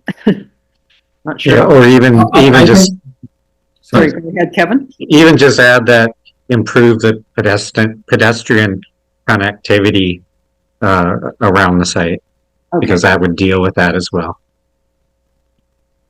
That's a good comment. I like it. Like it's more user friendly, and then we can walk around of the building, and then they have a small sidewalk where people can actually walk. And I also like the comment that where we have the whole driveway should not be a. I totally 100% agree with that. Should not be a asphalt driveway. It should be having a colorful pathway where like people can like. We are not giving importance to car. We are giving importance to people who are living in there. So they have first right, cars have the second right. So they can live together and they can walk together as well. So if it is kind of a zone where we can say, we should have a sign saying 10 kilometers or 15 kilometers maximum in that area. Yeah. Well, I think that goes without saying on the driveway like that. Okay. Anyway, another consider a way to add natural lighting to the central corridor, and I think that was when you mentioned, Nathan, is you want to leave that in. Consider ways to simplify the entrance with fewer stairs. And I won't add more than that, but I think that's important. It's a rather awkward entrance. And then there was a comment, Angela, you made about moving the planters to some planters. I'm not sure. I didn't quite get that. I think that was just wrapped up with the idea of greater accessibility to the lower units around the whole building, and possibly being able to include a pathway on that western side that connects into the front of the building. Is that what you were thinking? Because I didn't make any specific comments on planters. Oh, okay. Maybe that was Jonathan. Okay. So do you want to make that a recommendation? Consider greater accessibility to the ground floor units? Yes, I do. Okay, so that brings it to seven recommendations. Yes, go ahead. I think maybe the planter comment was around Jonathan's comment. I did agree with his comments about having the planter, some sort of vegetation included into the fencing on that east side. That was that along the driveway with the balconies or no? Yes. Yeah. Oh, okay. Yeah. Well, I had put that in there. Okay. Yeah. Okay. I just phrased it different about the plan to add plantings between the patio and along the driveways. Is that correct, John? Okay, great. Okay. So I think we have that then. Okay, so seven recommendations. So if everybody's happy with that, somebody can make a motion to accept the presentation as presented and with those recommendations. Angela, seconder. Jonathan, all in favor? Wonderful. Okay, it's done. And thank you very much, Kumar, for your presentation, and good luck with the building. Thank you so much. Thank you. Thank you, everyone. Thanks. I don't think we have any other business this evening, so we can have a motion to adjourn. Somebody? Ken, seconder. Angela, all in favor? I'm sure we are. Okay. Well, good to see you guys. See you next time. And thanks to the staff back there for all your work. Okay. Yes. Thank you, everybody. Bye. Good night.